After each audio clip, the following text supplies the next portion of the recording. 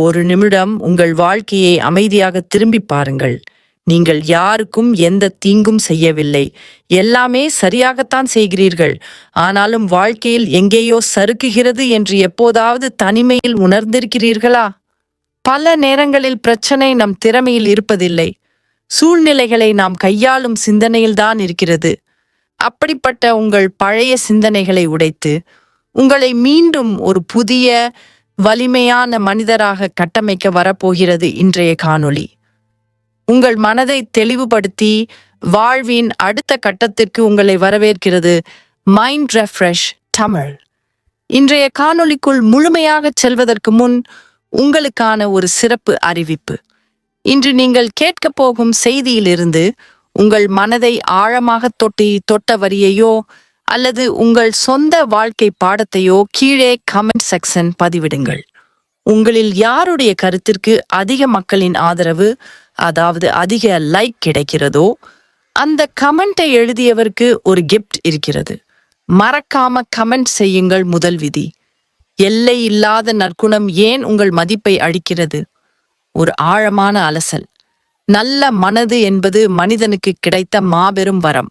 ஆனால் அந்த நற்குணத்திற்கு ஒரு கதவும் அதை மூடுவதற்கான ஒரு பூட்டும் இல்லை என்றால் அது யார் வேண்டுமானாலும் எப்போது வேண்டுமானாலும் வந்து குப்பையை போட்டுவிட்டு செல்லும் பொது இடமாக மாறிவிடும்.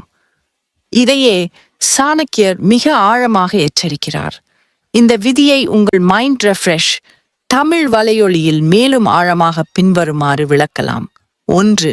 எளிதில் கிடைப்பது மதிக்கப்படுவதில்லை. மனித மனதின் இயல்பு. வைரத்தின் மதிப்பு அதன் பளபளப்பில் மட்டும் இல்லை, அது எங்கும் எளிதில் கிடைத்துவிடாது என்பதில்தான் இருக்கிறது.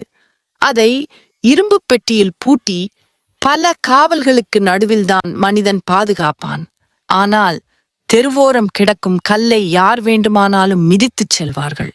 நீங்கள் உங்கள் நேரத்தையும் உழைப்பையும் அன்பையும் எந்நேரமும் எல்லாமே இலவசம் என்று அள்ளி வழங்கும்போது இந்த சமூகம் உங்களை அந்த சாதாரண கல்லாகவே கணக்கிடத் தொடங்குகிறது. மனித மனம் எதை மிக எளிதாக பெறுகிறதோ அதை துளியும் மதிக்க தவறிவிடும் என்பது ஒரு கசப்பான உண்மை. 2. உங்கள் இருப்புக்கான விலையை நீங்களே குறைப்பது. ஒரு நள்ளிரவில் யாராவது அழைத்தால் அடுத்த நொடியே அழைப்பை ஏற்பது. கடைசி நிமிடத்தில் யாராவது உதவி கேட்டால் உங்கள் உணவு, உறக்கம் மற்றும் சொந்த வேலைகளை தவிர்த்துவிட்டு அவருக்காக ஓடுவது. எதற்கெடுத்தாலும் சரி என்று தலையாட்டுவது. இவை எல்லாமே உங்களின் எல்லையற்ற நற்குணத்தின் வெளிப்பாடுகள் என்று நீங்கள் நினைக்கலாம். ஆனால் உண்மையில் நீங்கள் உங்கள் இருப்புக்கான விலையை நீங்களே குறைத்துக் கொள்கிறீர்கள். ஆரம்பத்தில் உங்களை மிகவும் நல்லவர் என்று சொல்லும் அதே நபர்கள் நாளடைவிலே உங்களை எப்போது கூப்பிட்டாலும் வருவான், அவனுக்கு வேறு வேலை இல்லை என்று மிகச் சாதாரணமாக எடை போடத் தொடங்கி விடுவார்கள். 3. எல்லையற்ற அன்பு ஒரு கட்டத்தில் அடிமைத்தனமாகும். நீங்கள் ஒருவருக்கு எந்த நிபந்தனையுமின்றி தொடர்ந்து விட்டு கொடுத்து கொண்டே இருந்தால் ஒரு கட்டத்தில் அது உங்கள் கடமையாகவே மாறிவிடும். அவர்கள் செய்யும் தவறுகளை நீங்கள் பொறுத்து கொள்ளத் தொடங்கினால் அது அவர்களின் உரிமையாக மாறிவிடும். உங்கள் எல்லையற்ற நற்குணத்தை பயன்படுத்தி உங்களை அவர்கள் உணர்வு பூர்வமாக ஆளத் தொடங்கி விடுவார்கள். உங்களின் நல்லவர் என்ற பிம்பத்தை காப்பாற்றிக் கொள்ள நீங்கள் உங்களுக்குள்ளேயே சிறைப்பட நேரிடும். 4. எல்லையை எவ்வாறு வகுப்பது? தீர்வு: உங்கள் நற்குணத்திற்கு ஒரு வேலி அமையுங்கள். பிறருக்கு உதவுங்கள், ஆனால் உங்களை நீங்களே அழித்து கொண்டு அல்ல. யாராவது உங்கள் நேரத்தை கேட்டால் உடனே ஓடாமல், இப்போது எனக்கு வேறு வேலை இருக்கிறது, சிறிது நேரம் கழித்து பேசுகிறேன் என்று சொல்ல பழகுங்கள். உங்களால் முடியாத செயல்களுக்கு குற்ற உணர்ச்சி இல்லாமல், இல்லை, என்னால் முடியாது என்று மிக உறுதியாக கூறுங்கள். உங்களின் சொந்த முன்னேற்றத்திற்கும் மன அமைதிக்கும் முதல் முன்னுரிமை கொடுங்கள்.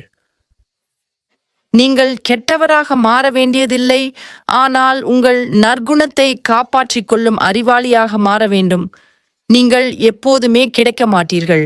உங்கள் நேரத்திற்கு ஒரு மதிப்பு இருக்கிறது என்பதை உலகம் உணரும் போதுதான் நீங்கள் பேசும் வார்த்தைக்கு எடை வரும். உங்கள் வருகைக்கு மரியாதை கிடைக்கும். நீங்கள் உங்களை மதித்தால்தான் இந்த உலகம் உங்களை மதிக்கும். இரண்டாவது விதி 1. மனிதர்களின் உளவியல் சோதனை. எல்லைகளை சோதித்தல். யாரும் ஒரே நாளில் உங்களை முழுவதுமாக அடக்கி ஆள நினைப்பதில்லை. தொடக்கத்தில் அவர்கள் உங்களை சிறிய அளவில்தான் சீண்டுவார்கள்.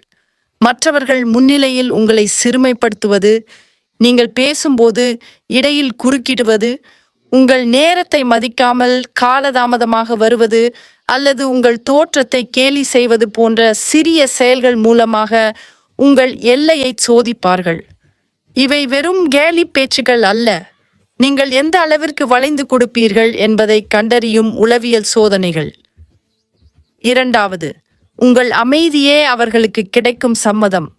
முதல் முறை ஒருவர் உங்களை அவமதிக்கும் போது உறவு கெட்டுவிடக் கூடாதே என்ற அச்சத்தில் நீங்கள் சிரித்து கொண்டே அமைதியாக கடந்தால் அவர்கள் மனதில் ஒரு புதிய எண்ணம் ஆழமாக பதிவாகும். இவரை எப்படி வேண்டுமானாலும் பேசலாம், இவர் எதையும் தாங்கிக் கொள்வார் என்ற எண்ணம் வேரூன்றிவிடும்.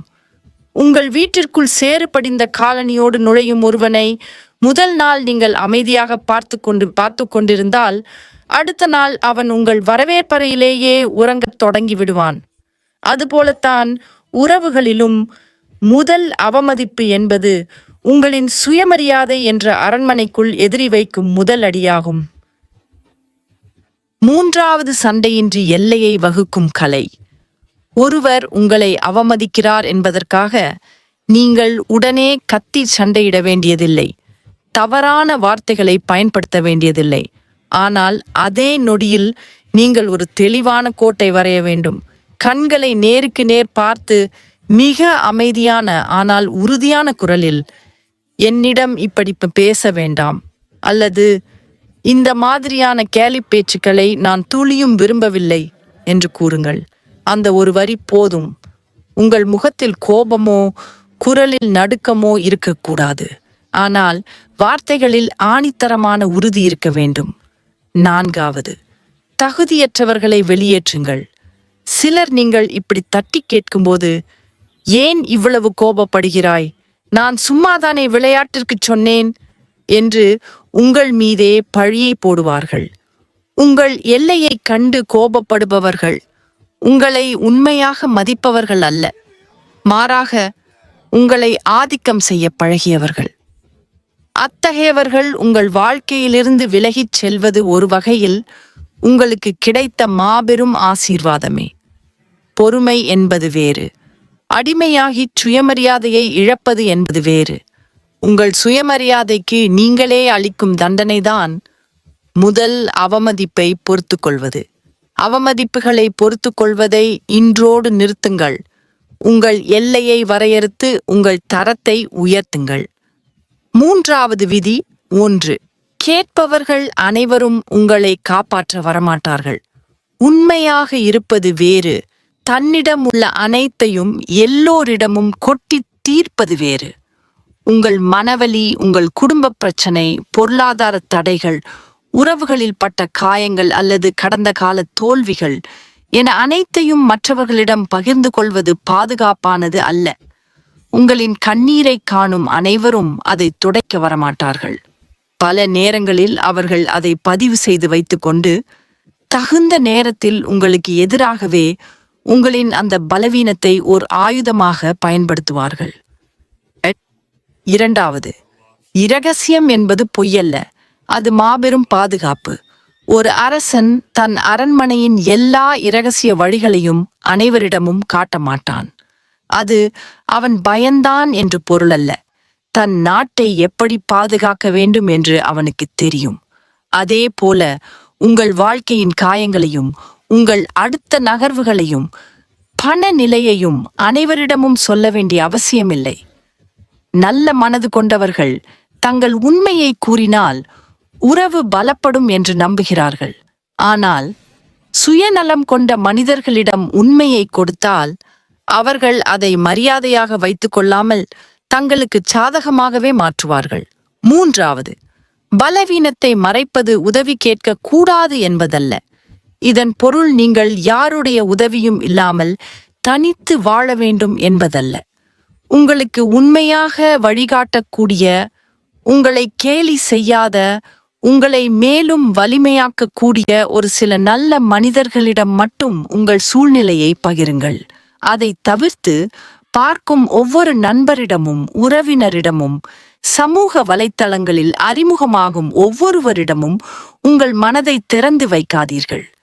4வது, தனிப்பட்ட செய்திகளை எப்படி கையாள்வது? தீர்வு: யாராவது தேவையற்று உங்கள் தனிப்பட்ட வாழ்க்கையை பற்றி துருவி கேட்டால் மிக அமைதியாக, அதை நான் இப்பொழுது பகிர விரும்பவில்லை என்று சொல்லுங்கள். இந்த ஒரு வரி உங்களுக்கு பெரிய பாதுகாப்பை கொடுக்கும். இதை சொல்வதால் நீங்கள் கெட்டவர் ஆகிவிட மாட்டீர்கள். மாறாக, நீங்கள் உங்கள் வாழ்க்கையின் மீதான கட்டுப்பாட்டை கொண்ட ஒரு முதிர்ச்சியான மனிதராக உயர்கிறீர்கள் என்று அர்த்தம். திறந்த புத்தகமாக இருப்பது நல்லது என்று இந்த உலகம் சொல்லலாம். ஆனால் நீங்கள் திறந்த புத்தகமாக இருந்தால் சில மனிதர்கள் அதை படிக்க மாட்டார்கள். மாறாக அந்த பக்கங்களை கிழித்தெறிவார்கள். உங்கள் வாழ்க்கை புத்தகத்தின் மதிப்புமிக்க பக்கங்களை தகுதியானவர்களுக்கு மட்டுமே படிக்கக் கொடுங்கள். 4வது விதி: 1. தவறு தொடர்கதையாக மாறுவது. ஒருவர் முதல் முறை தவறு செய்தால் அது அறியாமல் நடந்த பிழையாக இருக்கலாம். 2வது முறை செய்தால் அது கவனக்குறைவாக இருக்கலாம். ஆனால் 3வது முறையும் அதே தவறு நடந்தால் அது இனி பிழை அல்ல. அது அவர்களின் குணம் அல்லது தொடர் பழக்கம். அதை நீங்கள் தொடர்ந்து பொறுத்து கொண்டிருந்தால் அது அவர்களின் குணம் மட்டுமல்ல, நீங்கள் அவர்களுக்கு அளித்த அனுமதியும் ஆகிவிடும். 2வது, மன்னிப்பை பலவீனமாக நினைக்கும் உலகம். நல்ல மனது கொண்டவர்கள் அடிக்கடி தங்களுக்கு தாங்களே சொல்லிக் கொள்ளும் ஒரு வரி உண்டு: அவர் மாறிவிடுவார், இந்த ஒரு முறை மட்டும் மன்னித்து விடலாம், எல்லோருக்கும் ஒரு வாய்ப்பு கொடுக்க வேண்டுமே என்று. கேட்க மிகவும் அழகாக இருக்கும். ஆனால் இந்த உலகில் சிலர் அந்த வாய்ப்பை கருணையாக பார்ப்பதில்லை, உங்களின் பலவீனமாகவே பார்க்கிறார்கள். நீங்கள் ஒவ்வொரு முறை மன்னிக்கும் போதும் அவர்கள் உங்களின் நல்ல இதயத்தை பார்ப்பதில்லை. மாறாக உங்களின் எல்லை எவ்வளவு பலவீனமாக இருக்கிறது என்பதையே சோதிக்கிறார்கள். 3வது, விளைவுகள் இல்லாத தவறுகள் பழக்கமாகும். சாணக்கியரின் கூற்றுப்படி, மனிதன் தன் செயல்களிலிருந்து கற்றுக்கொள்வதை விட அதன் விளைவுகளில்தான் அதிகமாக கற்றுக்கொள்கிறான். ஒரு தவறு செய்த பிறகும் அவர்களுக்கு எந்த விளைவோ இழப்போ இல்லை என்றால் அந்த தவறு அவர்களுக்கு நிரந்தர பழக்கமாகிவிடும். உங்களை ஒருவர் அவமதித்த பின் நீங்களே அவரை தேடி போனால் இப்போது அவர் உங்களை காயப்படுத்தவில்லை, உங்களை நீங்களே காயப்படுத்திக் கொள்ள அனுமதிக்கிறீர்கள் என்பதே நிதர்சனம். 4வது, கண்ணியமாக விலகுதல். தீர்வு: இந்த விதி செயல்படுத்த சற்று கடினமானது, ஆனால் மிகவும் தேவையானது. 2வது முறை அதே அவமதிப்பு நடக்கும்போது நீங்கள் அவர்களிடமிருந்து சற்று இடைவெளி விட வேண்டும். கோபமாகவோ பழிவாங்கும் நோங்கிலோ அல்ல, உங்களை பாதுகாத்து கொள்ளும் நோக்கோடு இதை செய்யுங்கள். இது மீண்டும் நடக்கக்கூடாது. நடந்தால் நான் இந்த உறவிலிருந்து விலகி நிற்பேன் என்று அமைதியாக ஆனால் உறுதியாக சொல்லுங்கள். சொன்னபடியே நடந்தால் உண்மையாகவே விலகி நில்லுங்கள். வெறும் வார்த்தைகளை மட்டும் விட்டுவிட்டு செயலில் காட்டாத மனிதனை இந்த உலகம் ஒருபோதும் மதிக்காது. அன்பு என்ற பெயரில் எல்லை மீறுவதையும் உறவு என்ற பெயரில் அவமதிப்பதையும் ஒருபோதும் நியாயப்படுத்தக்கூடாது.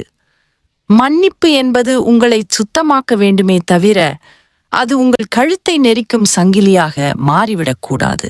நீங்கள் தாராளமாக மன்னிக்கலாம், ஆனால் மீண்டும் அதே வலியை தரும் கதவை திறக்க வேண்டுமா வேண்டாமா என்பதை உங்கள் அறிவுதான் முடிவு செய்ய வேண்டும். 5வது விதி: எதற்கெடுத்தாலும் சரி என்பது அன்பல்ல, அது அடிமைத்தனம். ஒரு மனிதனின் மதிப்பு அவன் எத்தனை பேருக்கு உதவுகிறான் என்பதில் கூட இல்லை, அவன் எப்பொழுது எதற்கு இல்லை என்று சொல்லத் தெரிந்திருக்கிறான் என்பதில்தான் அடங்கியிருக்கிறது.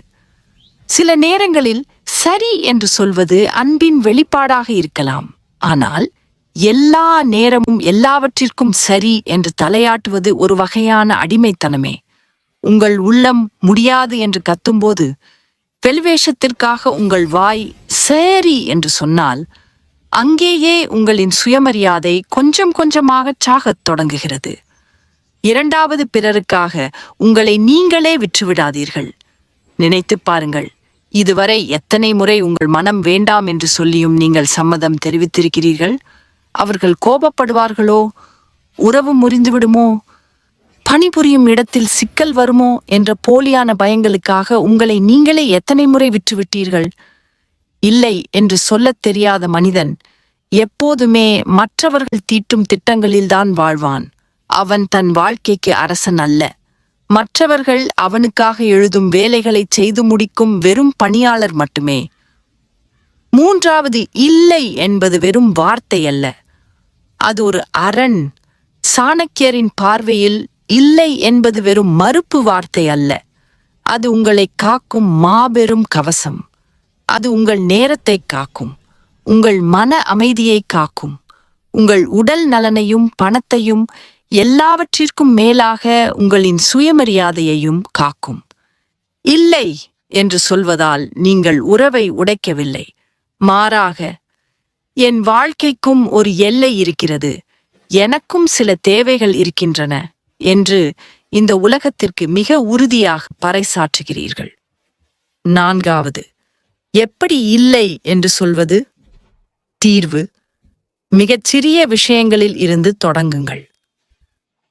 யாராவது உங்கள் நேரத்தை கேட்டால், இன்று எனக்கு சாத்தியமில்லை என்று கூறுங்கள். யாராவது உங்களை குற்ற உணர்ச்சியில் தள்ளி வேலை வாங்க நினைத்தால், உங்கள் உணர்வை புரிந்து கொள்கிறேன், ஆனால் என் முடிவு மாறாது என்று அமைதியாகச் சொல்லுங்கள். இதை கேட்டு யாராவது உங்களை விட்டு விலகினால் அதில் ஒரு மறைமுகமான ஆசீர்வாதம் இருக்கிறது. ஏனென்றால் உங்கள் எல்லைகளை மதிக்காத மனிதன் உங்கள் அமைதிக்கு தகுதியானவன் அல்ல. முதல் முறை இல்லை என்று சொல்லும்போது உங்கள் குரல் நடுங்கலாம். இரண்டாவது முறை சொல்லும்போது மனதிற்குள் ஒரு நிம்மதி பிறக்கும். மூன்றாவது முறை சொல்லும்போது உங்கள் முதுகெலும்பு நேராகும். நீங்கள் சொல்லும் சரி என்பதற்கு மதிப்பு வர வேண்டுமென்றால் நீங்கள் சொல்லும் இல்லை என்பதற்கும் உயிர் இருக்க வேண்டும். ஆறாவது விதி: 1. திரும்ப கிடைக்காத விலைமதிப்பற்ற செல்வம். உங்கள் வாழ்க்கையில் மிக அதிகமாக திருடப்பட்டது பணம் அல்ல, அது நேரம். பணத்தை மீண்டும் சம்பாதித்து விடலாம், ஆனால் ஒருவருக்காக வீணாக்கிய ஒரு மாலை பொழுது, ஒருவரின் தேவையற்ற பேச்சில் கரைந்த 2 மணி நேரம், ஒருவரின் அழைப்புக்காக காத்திருந்த இரவு, ஒரு மோசமான உரையாடலுக்கு பிறகு மனதில் சுழன்ற 3 நாட்கள், இவை எதுவுமே திரும்ப வராது. நேரத்தை மதிக்காதவர்களுக்கு உங்களை அணுக அனுமதி கொடுத்தால் அவர்கள் உங்கள் வாழ்க்கையின் சாவியையே தங்கள் கைகளில் எடுத்துக்கொள்வார்கள். 2. உங்கள் நாளே உங்கள் ராஜ்யம். சாணக்கியரின் பார்வையில் நேரம் என்பது ஒரு மாபெரும் ராஜ்யம். தன் நேரத்தை காப்பவன் உலகை ஆட்சி செய்கிறான். நேரத்தை இழப்பவன் மற்றவர்களால் ஆளப்படுகிறான். உங்களின் ஒவ்வொரு நாளும் ஒரு சிறிய ராஜ்யமே. காலை, மதியம், மாலை, இரவு என அனைத்தும் அந்த ராஜ்யத்தின் பகுதிகள். உங்கள் நேரத்தின் கதவை யாருக்கு வேண்டுமானாலும் திறந்துவிட்டால் உங்கள் வாழ்க்கை ஒரு பொது சந்தையாக மாறிவிடும். எல்லோரும் வந்து சத்தம் போடுவார்களே தவிர யாரும் அதை சுத்தம் செய்ய மாட்டார்கள். 3. எந்நேரமும் கிடைப்பது அன்பல்ல. யாராவது எப்போது அழைத்தாலும் ஓடிப்போய் பேசுவது, எந்த நேரத்தில் சந்திக்க கேட்டாலும் செல்வது, உங்கள் வேலை நேரத்தில் அவர்களின் சொந்த கதைகளை கேட்பது, இதையெல்லாம் நீங்கள் அன்பு என்று நினைக்கலாம். ஆனால் ஒரு நாள் உங்கள் சொந்த வாழ்க்கையின் முக்கிய வேலைகள் செய்யப்படாமல் கிடக்கும். உங்கள் கனவுகள் முடங்கிப் போயிருக்கும். எனக்கு நேரமே கிடைக்கவில்லை என்று அப்பொழுது நீங்கள் புலம்புவீர்கள். உண்மை என்னவென்றால், உங்களுக்கு நேரம் கிடைக்கவில்லை என்பதல்ல, நீங்களே உங்கள் நேரத்தை பாதுகாக்கவில்லை என்பதுதான். 4. நேரத்திற்கு வேலி அமையுங்கள். தீர்வு: இன்று முதல் உங்கள் நேரத்திற்கு விலை வையுங்கள். உங்களை நீங்களே ஒரு சுய ஆய்வு செய்து பாருங்கள். உங்கள் நேரத்தை அதிகமாக சுரண்டும் மனிதர்கள் யார் என்பதை கண்டறியுங்கள்.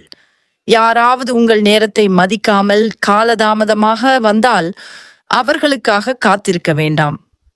நீங்கள் சரியான நேரத்திற்கு வரவில்லை, எனவே நான் என் வேலையை தொடர்கிறேன் என்று கூறி நகருங்கள்.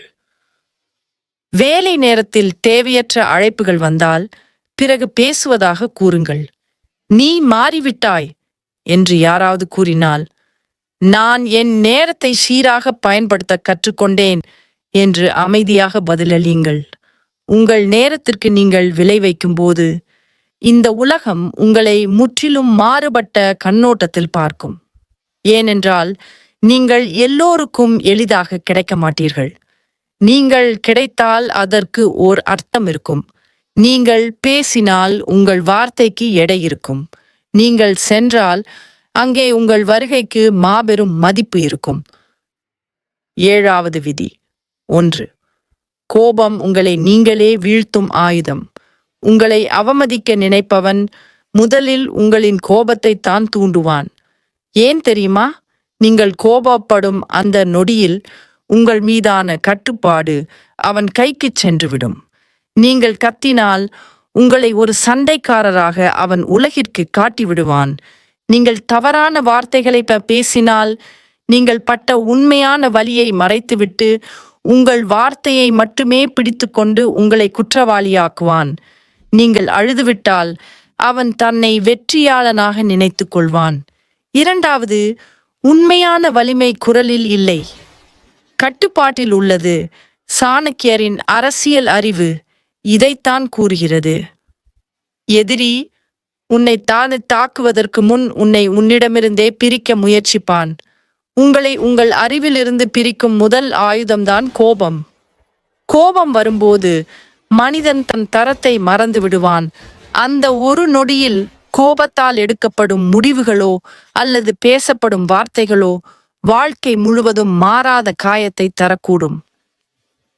3வது, கண்ணியமாக எல்லையை வகுக்கும் கலை தீர்வு. யாராவது உங்களை தூண்டும் போது உடனே உணர்ச்சி வசப்பட்டு பதில் சொல்லாதீர்கள். உங்கள் மூச்சை கவனியுங்கள். 3 நொடிகள் அமைதியாக இருங்கள். கண்களை நேருக்கு நேர் பாருங்கள். உங்கள் முகம் மிக அமைதியாக இருக்கட்டும். பிறகு மிக நிதானமாக, இந்த வார்த்தையை நான் ஏற்க முடியாது, அல்லது இந்த உரையாடலை நான் இத்துடன் நிறுத்திக் கொள்கிறேன் என்று மட்டும் கூறுங்கள். இந்த 2 வரிகள் உங்களை மாபெரும் வீழ்ச்சியிலிருந்து காப்பாற்றும். நீங்கள் சண்டையிடவில்லை, பயந்து ஓடவில்லை, உங்கள் தரம் குறையவில்லை. மாறாக உங்கள் அரண்மனையின் கதவை மூடுகிறீர்கள். உள்ளே வர யாருக்கு தகுதியில்லை என்பதை மிக கண்ணியமாக நீங்கள் முடிவு செய்கிறீர்கள்.